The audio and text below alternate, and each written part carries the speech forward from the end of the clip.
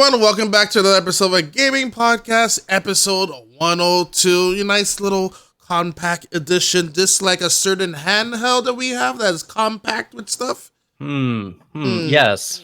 Yes, I Yes. think I know the one you're referring to. Yes, a nice little sandwich, just I think that's it. Steve, how are you doing? I'm doing good. I mean, yeah, you kind of alluded to it, but it's a big week. We're in the thick of gaming season, and this is a big week. Talking about the Xbox Ally.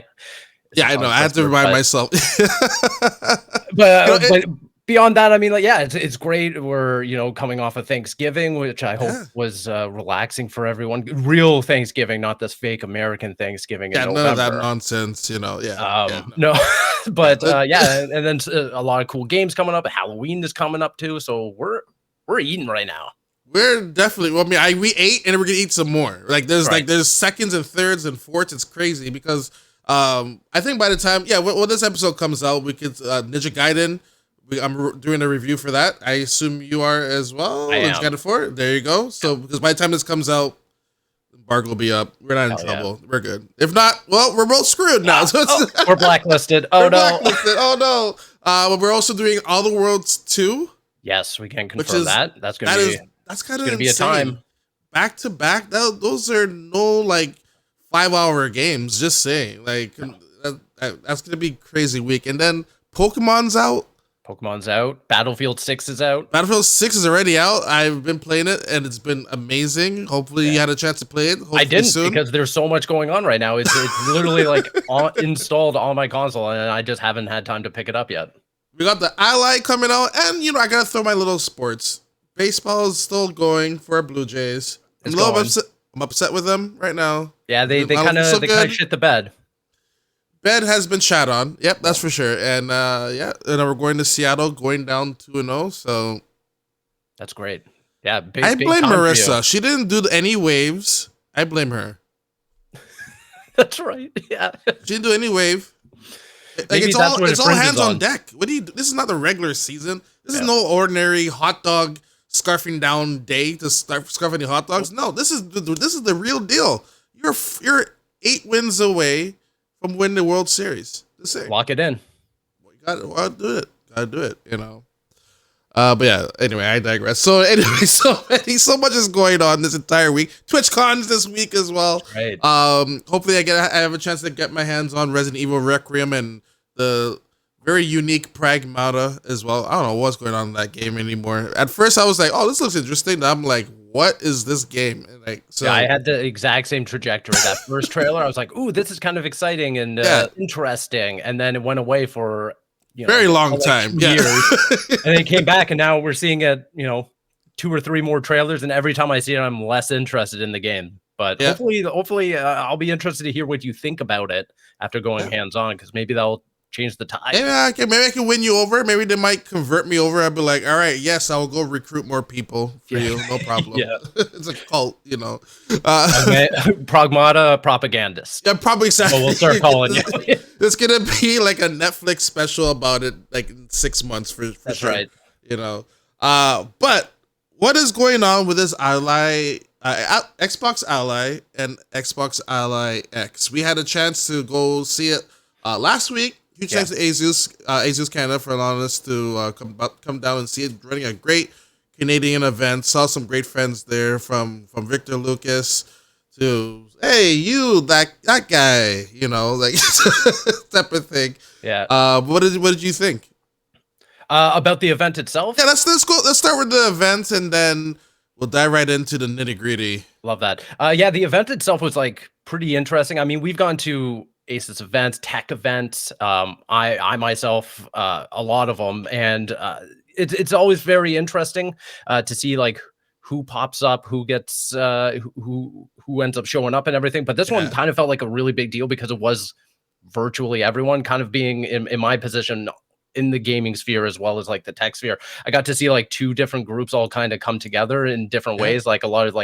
tech influencers and content creators that I've met and known and everything, and then as well as the gaming industry, especially within Toronto and everything. So it was very cool to see, and then it was a really cool opportunity for everyone to kind of go hands-on with both the Xbox Ally and the Xbox Ally X. We got to see like a presentation kind of going into the nitty-gritty of the specs and everything like that, and then kind of get hands-on with it. It was a little silly because I had already gotten mine in the mail, so I had already set mine up, had already started playing some games and everything. But that being said, because I had been doing hands-on testing for the Xbox Ally X, this was the first time I got to actually look at and touch the regular one, the white version, the Xbox Ally. So I call it the S. I call it the S version. That's just, why did they do that? Just, make it align with your current consoles that you can't find. That's got to be an Asus thing, right? Like they got to be the ones that are like, no, we only have an X model, so we'll kind of continue. But to your point, yes, the Series S, 1S, they're all defaulted into the white colorway, and then the black is I don't know, but we're just going to continue confusing naming conventions forever at this just point. Like every computer part where it has some long model number, you're like, we'll get into that. We'll get into some of the processors and the names. Oh, the process is ridiculous. Absolutely. So what are your, I guess let's dive into the main course here. What do you think of this handheld? I think it's a nice iteration on what has already come from PC gaming handhelds, and especially the ROG Ally. I have been using the ROG Ally ever since its inception, the original model, and then I moved over to the Ally X and have been using that pretty regularly. But that being said, there's one huge hurdle I've always had when it comes to whether or not I'm going to be using this on the daily, and it's the pick up and play of it all, right? I mean, we exist in this ecosystem where, you have the Steam Deck, which runs Steam pretty organically, pretty fluidly. It's streamlined. It's a pretty good, pretty easy method of getting access to your PC games and playing them. And then you also have the Nintendo Switch and now the Nintendo Switch 2, which again, you open up, you select your game, and away you go. There's no real interacting with software, drivers, and everything like that. And that's really the crux of my issues with the Xbox Ally or the ROG Ally, and then stuff like the Lenovo Go and stuff like that, is because it's all built on Windows. You have that underlying layer of interacting with different pieces of software, booting up different launchers and stuff like that, whether it's the Xbox Store or Steam or Epic Games and everything like that. I've spent now just over like a week with the ROG Xbox Ally X, and I can say that this is like not only just like one step making it like one step towards making it easier. I would say like it's almost two steps. And while it's still not far from perfect, I think that this is the most easy and intuitive way of interacting with the Xbox Store and kind of replicating that console-like experience, all because of the new Xbox Game Bar. And I was a little bullish, even on previous episodes of this podcast, talking with, you and some of the cast and crew of like, does this even really matter? Like, will this new software and new integrated Xbox Game Bar really make a difference? And I would say yes. And I can see myself now making a more conscious effort of being like, well, I'm playing a game on my Xbox console. That will always be my primary way of playing games, will be the console. But now I feel like there's an added investment of like, okay, well, if I'm laying in bed or if I'm traveling, the Xbox Ally X is now like my go-to. It's never like, well, do I feel like do I feel like I care enough about the game that I'm playing to lug this thing around? Now it's like, oh yeah, I'm just gonna pack this with me. Yeah. And to be fair, I know a lot of us were more on the side of, well, did this need like an Xbox branding, knowing they were working on another handheld down the road as well? Right. Like they could have just easily released this OS to even the current Ally, which some of the features are coming to that the previous Ally, which they confirmed that they're not going to abandon the previous gen. It might bring it. It's like an iPhone in a way. Like they're like, oh, we're gonna bring the latest OS, but it's not gonna have this feature on it. It's not gonna have the latest camera, like features on it. Type of example. So a lot of us were questioning like, well, what is this handheld needed? And so I figured if you didn't have a gaming handheld or even a previous Ally do you think this one is like the way to go if you were looking to get a handheld?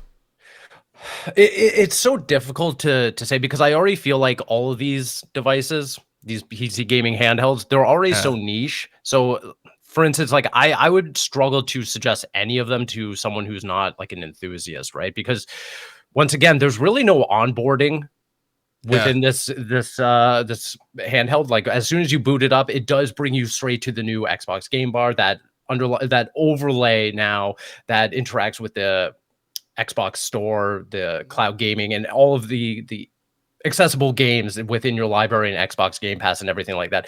But there's no onboarding of like, oh, make sure you go into the Armory crate. Make sure you get out of this overlay, go into the Armory crate, go into Windows, update your drivers, make sure you're doing this and that and everything. yeah. So it becomes like this real, like I'm really torn on. I think it's a great investment for people who are looking for an experience like this and want to simplify it as much as possible. Someone like me who hates PC gaming, who hates going through and updating drivers and making sure that everything is optimized as much as possible before even playing a game. Yeah. I think this does the best job of removing a lot of that tension and friction.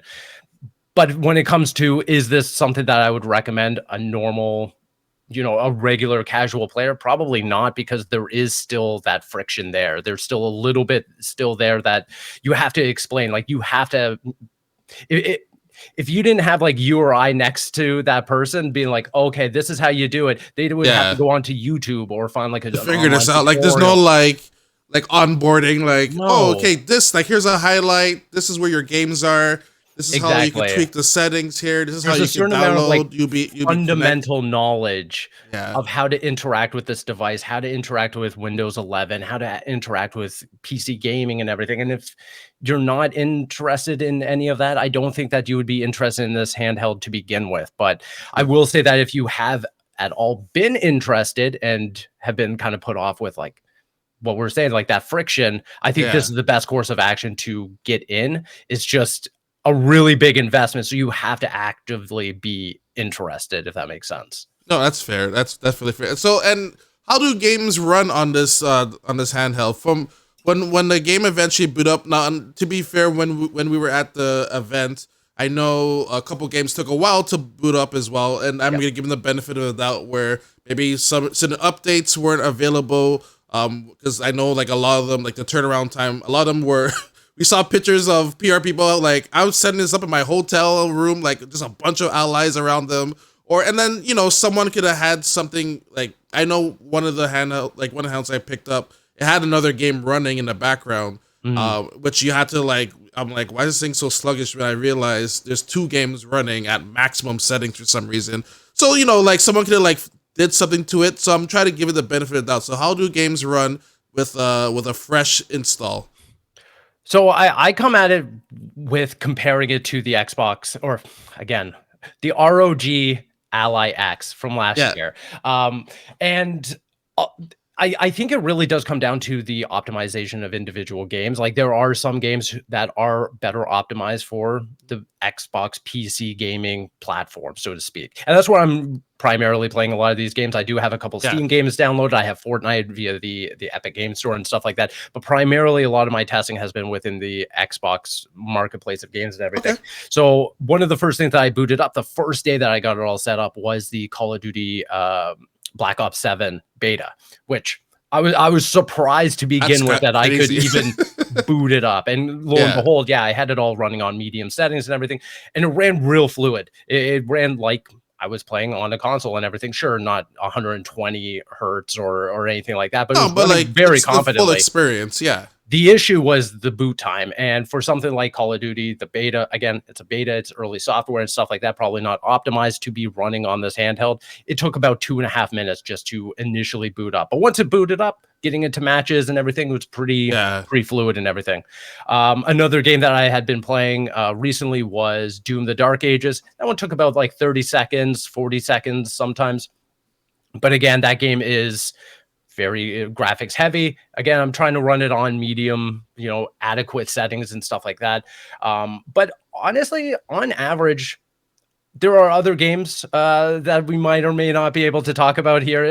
And just say they run at a very stable, like probably like 10 seconds or something like that. Okay. Versus my experiences over on the ROG Ally X, these same games would probably take upwards of a minute long.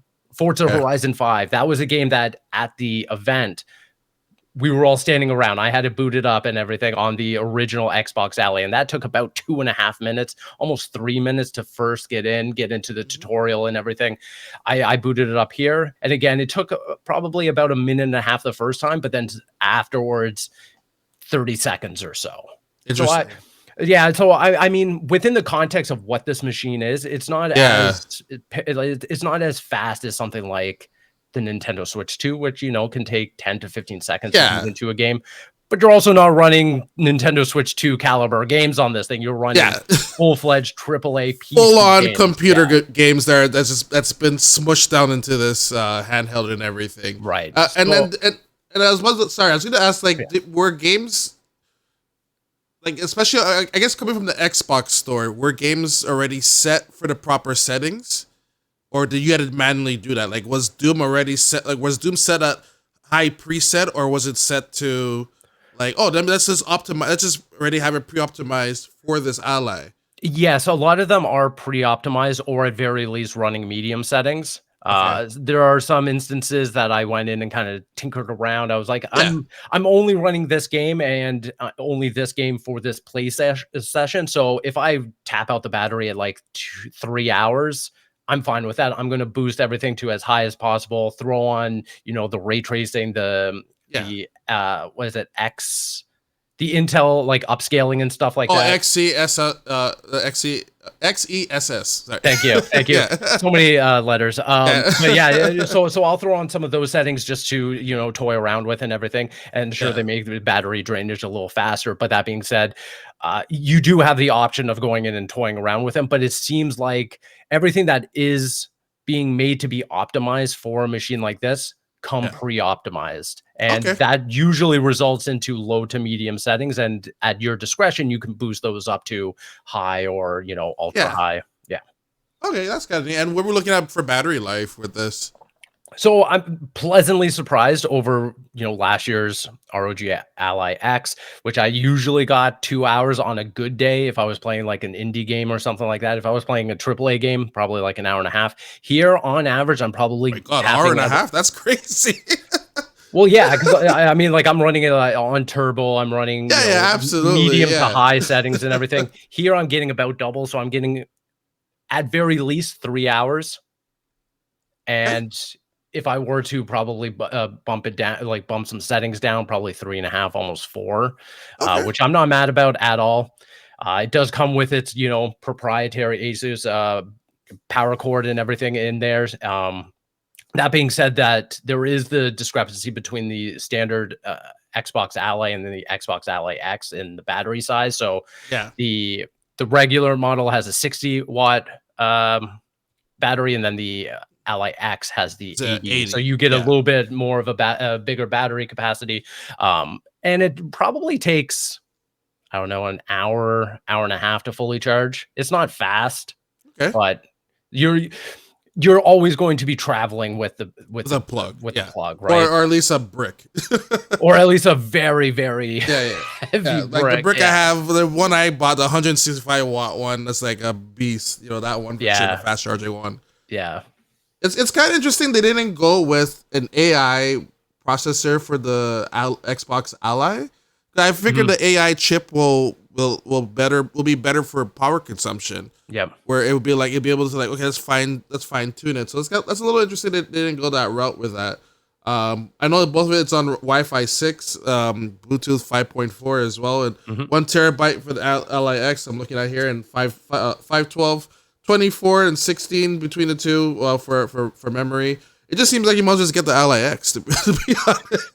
That seems like it seems more compatible than. It does, like, and then there are also some games that are not compatible on the standard model to begin with. I think Doom is one of those games that is only compatible on the Ally X. Oh, really? Or I could be totally wrong, but I know that there are some games that just are not optimized for the regular model.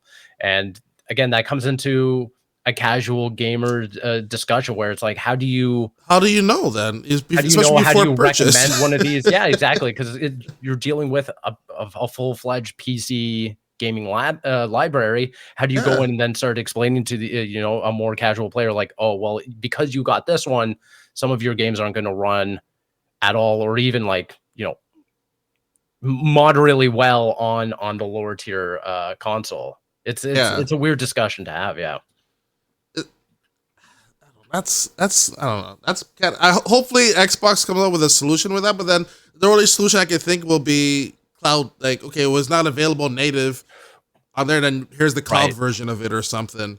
And have you tried the cloud version? Like, how was the Xbox home console experience with the handheld experience? Because a lot of people don't know you do need to stream your Xbox games onto this handheld. Yeah, and this all comes down to my big issue with this is a Xbox marketing beat is Yeah, like so for they're instance, lying. Is that true? It's not. well, truthfully, yeah, It's not. it's not true. Yeah, And one of the biggest culprits of this was Hollow Knight Silksong, where yeah, I have it, I own it, had access to it via Xbox Game Pass and Ultimate, so I installed it on my handheld and everything. Booted it up, I was like, sick. I'm gonna start playing this. Oh, it's not cross save. Does it tell what? you that at all? I was like, nope. So I just had to. So the only option it gave me was to restart. But that's not the same with every game. A lot of the games that we have been playing and aforementioned games that we have talked Yeah. about on this show do support cross save. So I just booted up my game and away I went and everything like that. How's that Now not cross? How's it? I don't know. I All don't know right. what happened. So it becomes again, there's this whole layer of friction where not every like you can't say that this is an Xbox and not let me have access to my full library. And I think Yeah. that's the big disappointment here is you are still working under the confines of the PC games library, whatever Xbox supplies over on the PC marketplace and stuff like that, which is growing. It does have Yeah. a ton of games and everything, and you do also have access to, Ubisoft Connect, Epic Games, Steam, BattleNet, and stuff like that. So you do have like an expansive library there. It's just again figuring out the nuances of how the library works and everything. And then as far as like the cloud gaming goes, I would say it's just like booting up cloud gaming on my phone, booting up Yeah. cloud gaming on the Xbox console itself. I think that Xbox is slowly losing the war in the cloud gaming space with Nvidia GeForce. Yeah. So it's serviceable. It's never going to be my primary way of playing, regardless if my games are available on the cloud gaming service or not. I'm probably going to prefer to install them natively and then play them natively. That way I don't have to worry about, fluctuating data speeds and stuff like that over Wi-Fi. Yeah. And then I guess we might as well talk the looks and like the looks and feel of it. How does it feel in your hands? Like for me, when I had it did feel like for me, it felt like more of an Xbox controller. Yeah. Which is great because everyone uses their Xbox controller. Here I got my little grimace right over here. Hell yeah. It just feels right in your hands. So, what did you think of that? I love it. I think beyond the software improvements of the Xbox Game Bar, having those like handles on it now make it way more ergonomical. I think the original or the ROG Ally X, I could use for maybe like an hour and a half before my wrists start getting, tired and I have to put it down and stuff like that, or I'm always shifting the weight and everything. Here, like you said, it feels very much like an Xbox controller. The weight of it feels pretty good. I'm not offended by how heavy it is. It feels very much similar to the last year's model, and yeah, I think it just feels really nice. It has the asymmetrical thumbsticks again, so keeping in line with the traditional Xbox, the way it looks and you interact with it. And then you also have the new Xbox Game Bar button, which works as like a simultaneous launcher. So you just hit that button and it's kind of like the Xbox button on the Xbox controller where you hit that and it kind of brings up your full menu. You can go through what games you've interacted with, like your quick access. It's not quick resume, but it's quick access. You can pull up like the last 3 games that you had played, so you can just launch one of those games. You can go through and interact with, you know, the different settings and different launchers and everything. And then you also have the armory crate button as well if you want to interact with that second layer and get into like the nitty gritty of Asus's software and stuff like that. If you want to turn on turbo mode, or even they have the programmable back buttons as well. So if you want to set those up, that's really nice. I've been using those a lot. They feel really great, like right by your middle finger on the back of the handheld. Yeah, I love the look at the feel of it. It also has like textures on the control, like the on the back part of it. The back part, yeah. So it feels really great to hold and everything. Yeah, I'm really impressed with the feel of the handheld as a whole. Yeah, cool. And then because this still has Windows on there, did you try anything on there? Did you run any programs or go on YouTube, for example, or anything like that? I mean, using it? Yeah, at times it would kind of force me to go into Microsoft Edge to log in. I think I had to log into Ubisoft Connect, I believe. Okay. It was one of them. And and I installed Discord onto it just because. I was like, I might as well. Yeah, just see. Yeah. Just to see like how that experience would be and everything. Yeah, so again, because you do have up to a terabyte of storage on these things, you can install like various apps on Windows 11 and stuff like that if you really want to. But you can pop a micro SD card in there too. It's expandable as well. Yeah. So which, if you by really the way, want the to, Ally gives more options for SD card than the regular Ally. Sorry, LIX gives more options for format for memory cards. I'm like, wait, why are these not the same as well? I don't understand. But I don't know. But yeah. So the thing is that because you have that Xbox Game Bar and less of an incentive to interact with Windows 11, I'm less incentivized to ever go beyond the Game Bar. Everything that I need to actually run this handheld beyond Windows 11 updates is all there within this new overlay and piece of software. So I'm not really interacting with Windows 11 to begin with. Nor do I want to. That's the big thing, is that like anytime that I see like I have to do an update or anything, which is pretty infrequent, I haven't really had to do important updates and stuff like that. It's been, I'm sure starting tomorrow there will be. That is true. There'll probably be like a day 1 patch and stuff like that coming out and everything. But yeah, so far so good. I haven't been bogged down with Windows 11 and everything. Yeah. I'm very excited for the prospect of this, and hopefully it can get more refined and everything. One of the big issues that I can see coming up, again, it kind of goes on to the onboarding and streamlining process, is that there still isn't a way within this new software to kind of go in and be like, update all my games. Just make sure that they're all good to go. That's all I want to do, is just, or have them update in like the background while the handheld's off, or in like, you know, sleep mode or something like that. There's still so are you saying it's hard to find like, oh, this game needs a new update without like, you know, with Steam, I can literally just go on Steam and it tells me, hey, this game needs an update. Like there's a list of games. It's nice and clean. Yes. Like, is this with this one? Is you have to go like deep into the menu, or if you launch a game like, hey, updates needed. No, I've never had you're on the go. that. You're like, oh, I was ready to play this game. Yeah, I have no internet connectivity. I don't want to talk too much about that because I haven't had that experience yet. The only thing I have seen is that, you know, you get the same on a PC, you get the little sidebar come up being like Windows or Xbox has an update, and you go in there and then you'll see the breakdown of all the games that you have installed. Games on there. And if you hit update all, it'll just quickly go through it. I just wish it was kind of like more in the background, or you boot it up in kind of the Xbox Game Bar of just like update your games and just remove the friction, because I feel like there's still a little bit of they put the onus a little too much on the player versus taking the onus away from them of manually updating these things or checking and seeing if there's an update. I wish it was kind of just more streamlined and kind of just out of sight, out of mind. I don't have to worry about it as the player. No, absolutely. Because then you kind of want to bring in some new eyes to this. Like one thing that Nintendo's really good at is winning new people over with the Switch.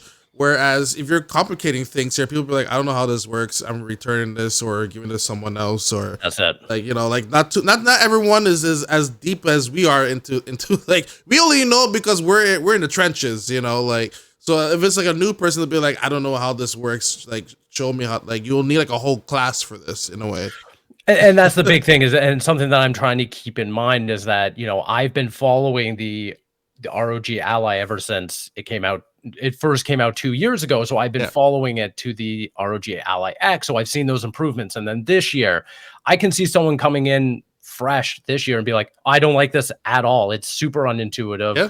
But I have the hindsight to be like, I knew where we came from 2 years ago. It was tough. It was rough. The battery life kind of sucked. The updates and everything, they really went a long way in kind of streamlining this entire process, but that's not going to be for everyone. If you haven't been following this journey or keeping up with the improvements on the software or even the handheld itself, the way it looks and feels, you might come into this and be like, well, I just wasted $1,200 because I don't know how to interact with this new piece of technology.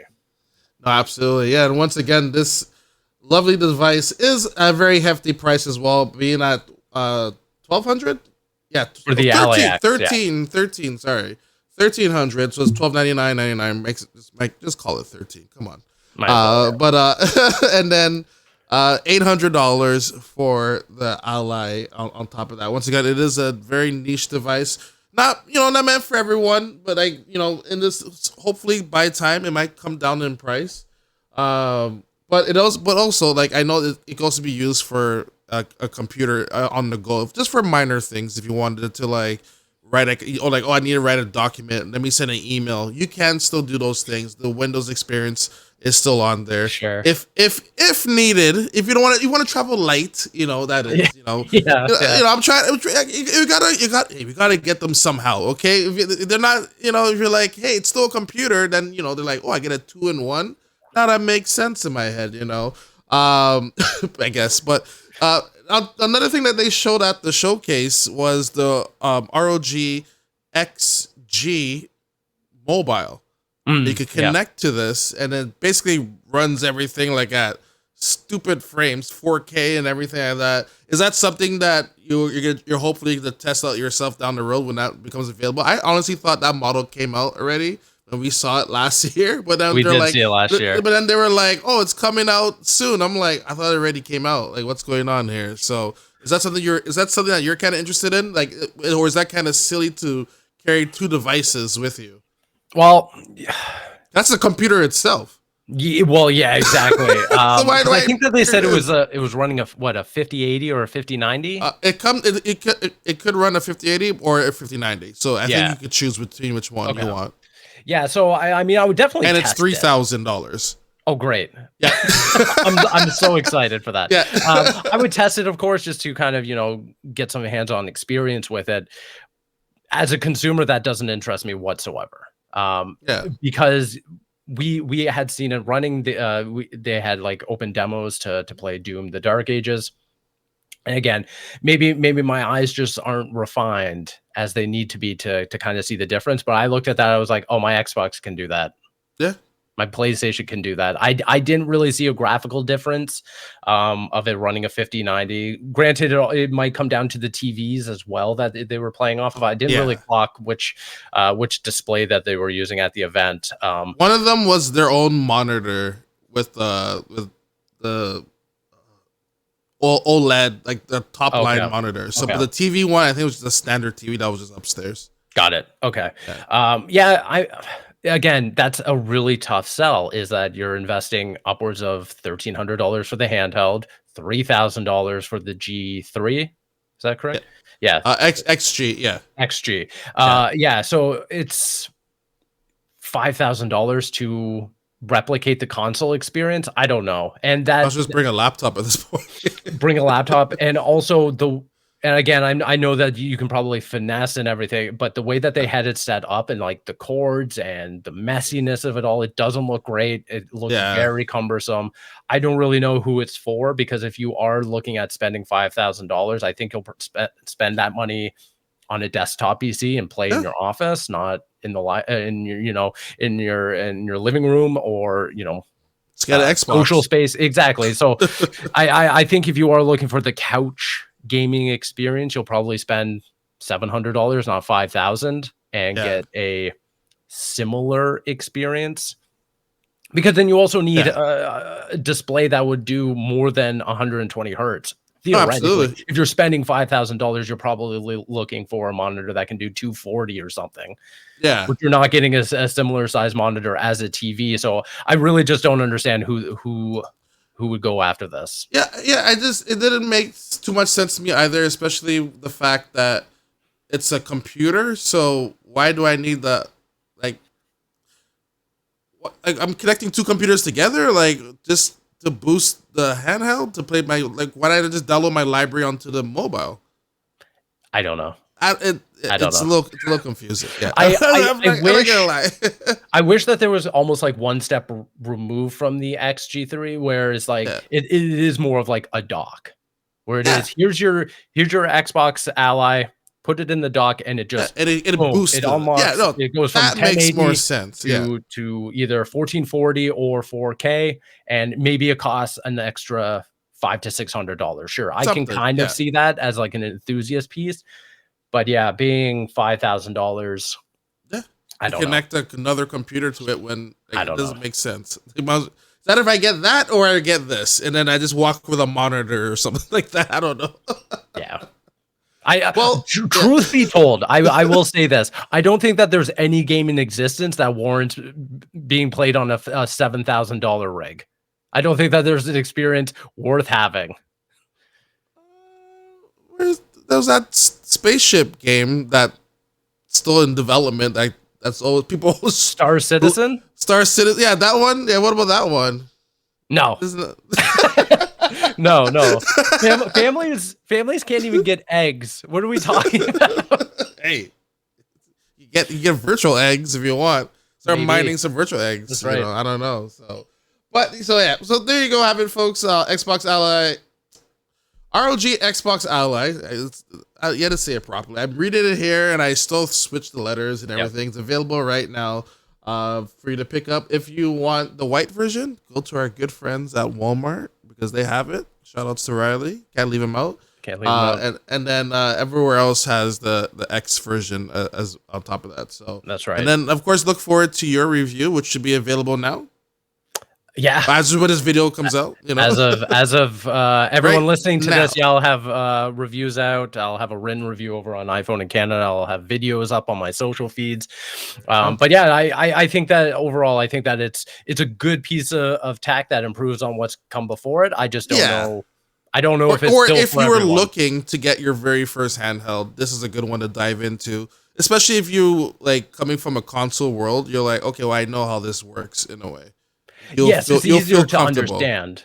Yeah. But if you're coming fresh off and you're like, I'm really interested in Hollow Knight Silksong, and this is going to be my very first game. Well, yeah, I don't know. That should be a video, just like here, try this out. People are like, what am I doing with this? Like, what? Yeah, honestly, let's see if they can figure it out. Load it up, boot into it. Yeah, install Hollow Knight Silksong. You'll get $5 if you can launch Doom right now. And within 2 minutes, go.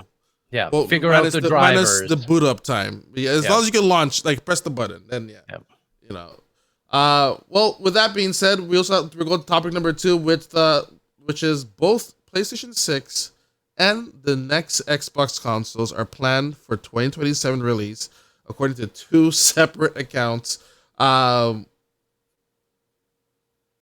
I don't know about this. They shouldn't be doing this whatsoever. But there was some leaks of what's coming out with the PlayStation 6, which is using AMD's latest Magnus APU video chip, video whatever chip that is. I don't know idea what chip that is, but that's the code name for it. Eventually, we'll figure it out.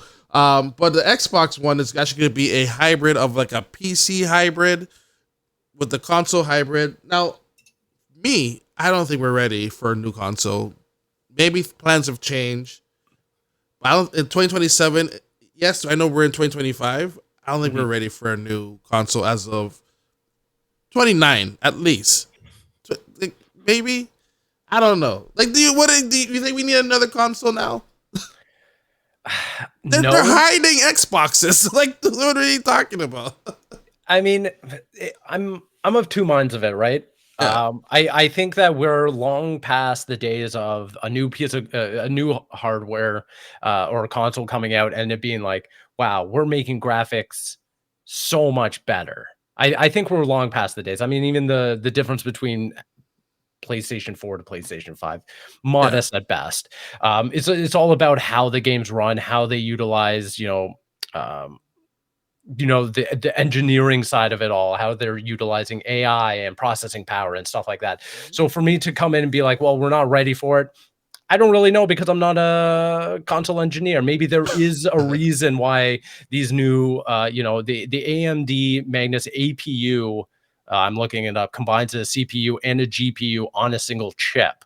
ah, And it's claimed that it will be 46% larger than the one originally planned for the PlayStation 6.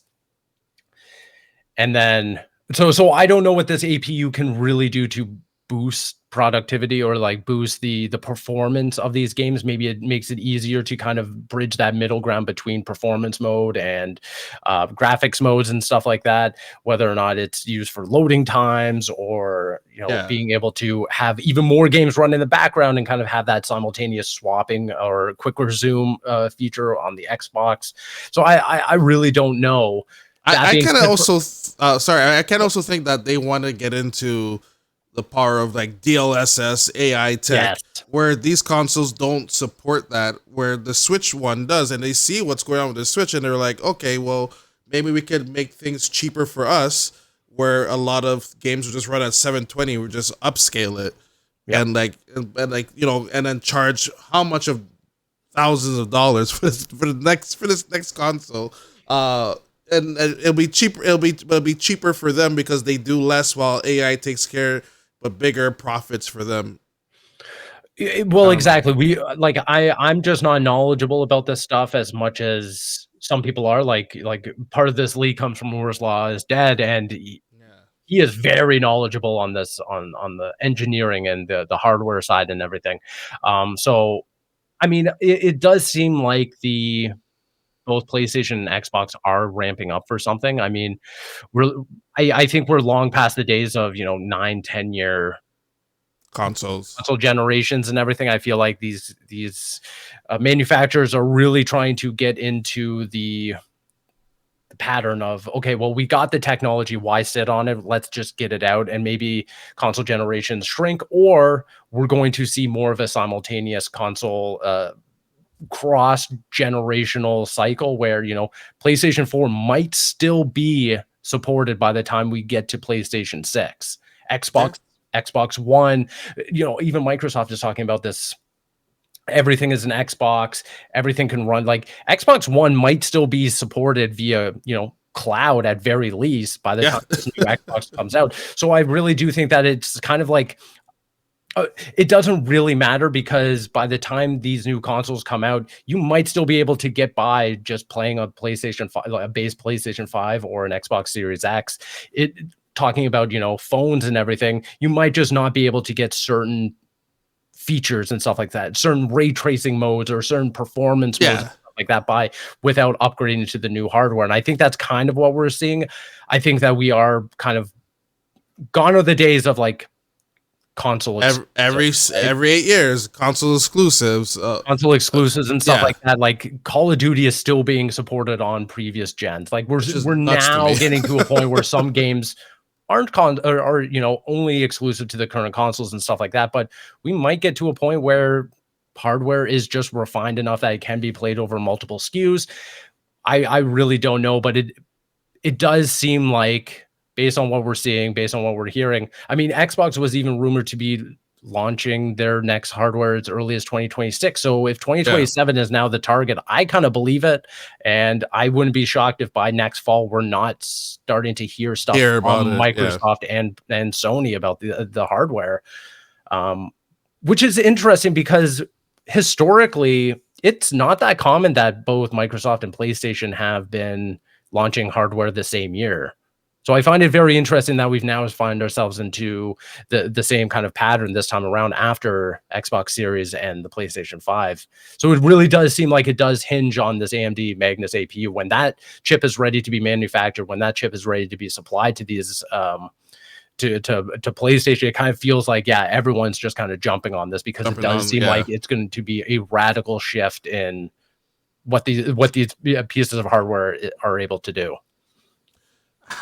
I, for me, I just feel like this might just crash the whole market in a way. To me, just it's like you're coming up with another like these consoles. I know, yes, pandemic did happen. I just feel like these consoles are only now starting, and I feel like you're gonna be like you kind of bring like a distrust to the whole market. People be like, well, hey, you said that this one is supposed to do this. Why am I getting this one now?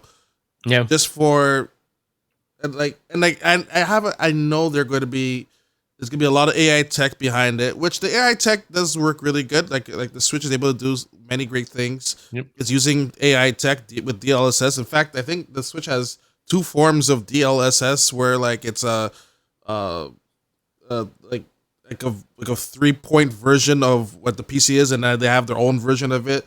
So obviously they're gonna have their own here with the AMD with this upcoming console as well. But then you shouldn't be charging. I think this thing's gonna be like 1,300 for this console. I feel like I don't know. It's Yeah, it remains to be seen how expensive these new consoles will be. I mean, we're looking at a world where the Xbox Xbox keeps Series and going up. PlayStation 5 was cheaper day one than it is now. So Yeah, it really goes to show that people are getting priced out of console gaming. I think that is an ongoing conversation of this being now not just a hobby, but an enthusiast hobby. yeah. And I don't think we can really get away from that. I think by the time, 2027 rolls around, these pieces of hardware are $700, $800. I think that's just We're kind of not the even done reality of it. 2025 yet. Like I think they could keep going up. As of Yeah, January 1st, it could go up again. Who knows? Like honestly. it's like I don't understand. Yeah. Um, yeah, I don't know. Like it sounds interesting, but like to me, it just seems like something that's not needed in a way. Yes, I I don't mean disagree. it's I not don't. needed. It's just not needed. Like we haven't even seen or even sniffed the power of this console generation. A lot of games don't even run properly in this console generation. I remember like when Final Fantasy came out, people had to wait for the Pro version of the PlayStation just to run it properly. For Rebirth, that is, Yep. which is like, and then a lot of games like I remember the PlayStation 5 had an 8K logo on it. That logo's mysteriously disappeared now. Where'd that logo go? Like they're like, oh, we don't talk about that anymore. No, no. Like we haven't seen anything from it. Like, was it just that the hardware wasn't as it was promised, or was like because it's supposed to be like it's supposed to be it's supposed to be set up for developers to make things easier. Like it's supposed to be like streamlined as a PC. Like okay, we could take this. All right, obviously there's a lot more you have to do with it. I'm stupidly simplifying it, but like it shouldn't be difficult to. The architecture is the same, where you can bring it from Xbox to PC and then PC to X and to PlayStation. Yeah. Obviously, I'm stupidly simplifying it. There's a lot more you have to do. I'm not a developer. Whereas like the PS3 and like the Xbox 360, the whole architecture for PlayStation was a nightmare because it was totally different. Right. And like certain games, like it took a while to get on PlayStation to work. Whereas the Xbox is like, oh, well, just make it similar to PC, and people are like, oh, okay, we're ready to make it on PC. Here's the Xbox version for it, which is probably why the 360 was dominating so much in that era. It was just easier to make games for that than on PlayStation 3. Where this one, yes, you can streamline it with their brand new chip, and I don't know. I just feel like I feel like they find it that gaming is going like the cost is going like not the cost, but the profits probably going down. So like, why does just throw a new console out there? Like that's not the solution.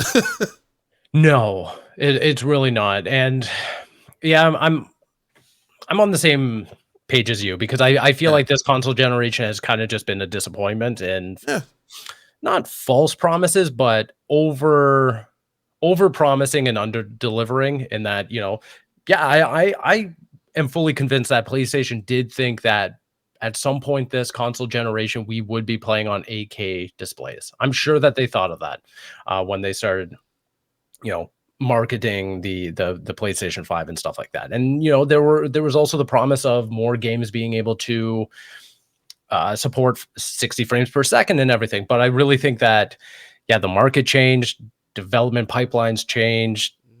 Unreal Engine 5 caused a bunch of developers be like, we're throwing our hands up. We have no idea how to optimize this engine. So I'm a little hesitant to get excited about this new console generation because feel like we're so far from being able to tap what the current consoles are even able to do. And I also think that a lot of developers just aren't poised to be cranking out games at such a rapid clip that I'm even excited about what's coming next. Like I fail to really think about, well, if Spider-Man 3 comes out on PlayStation 6, how much better can that game actively be?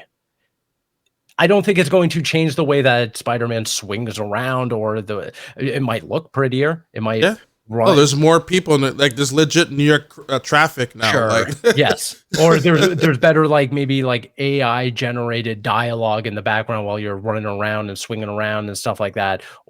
But fundamentally the game that the way the game plays, I don't think is going to change all that much by introducing a new piece of technology. But I could be totally wrong. I could be surprised by the time we get to 2027. But right now, I'm perfectly fine with what I'm playing right now. I'm playing some great games and some really terrible games as well because of the way that the games are being optimized right now on these pieces.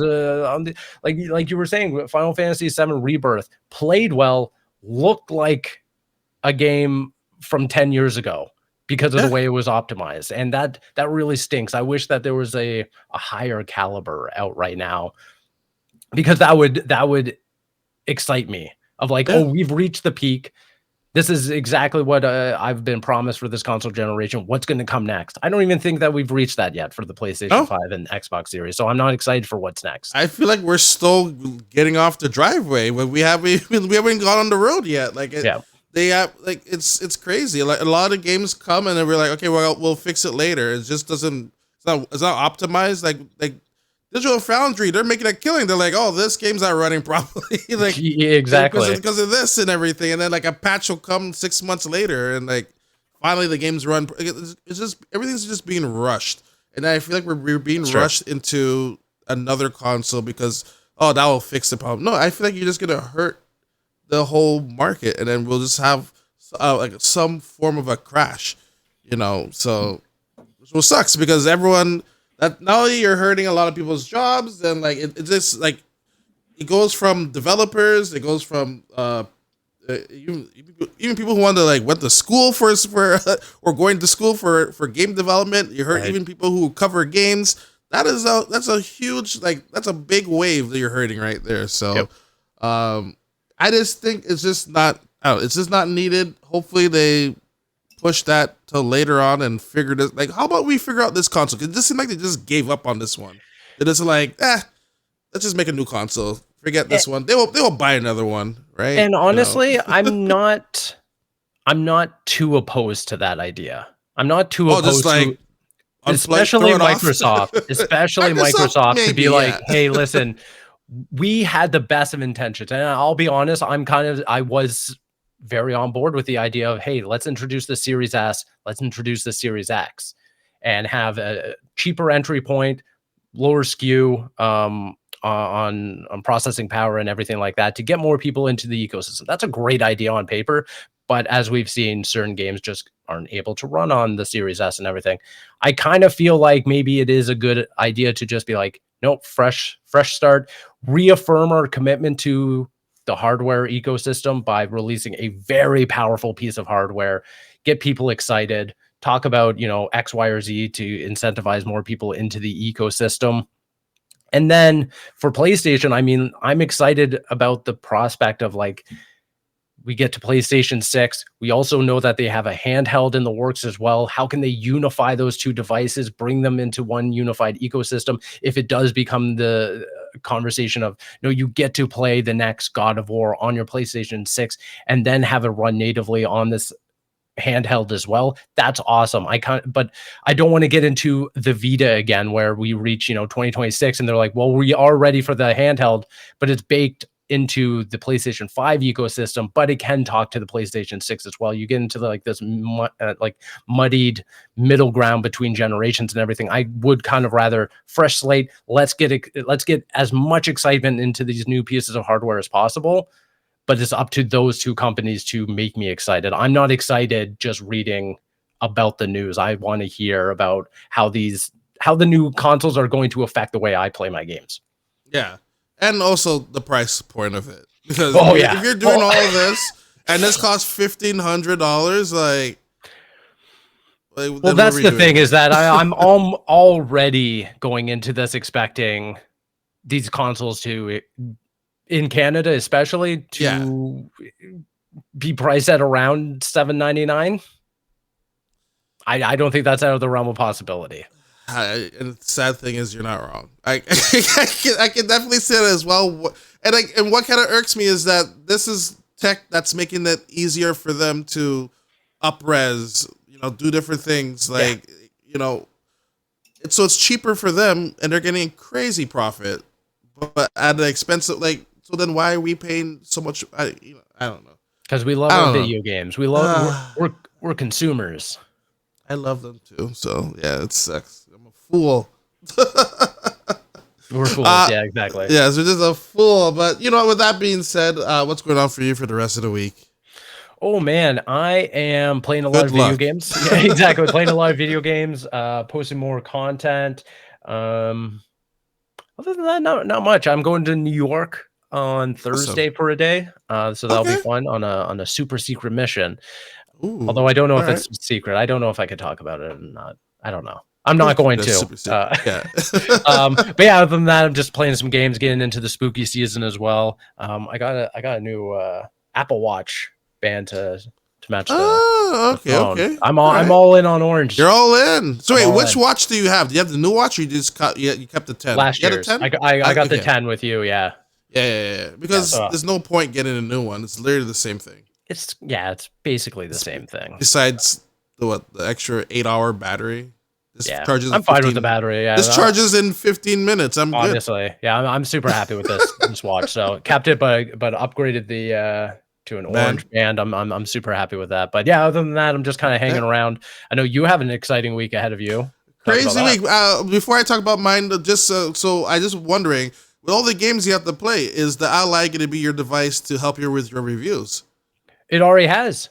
Oh, it already has, because I was like, okay, if I'm going to be away from the console, or if I'm going to be, lying in bed or something, yeah, absolutely. I'm continuing to play.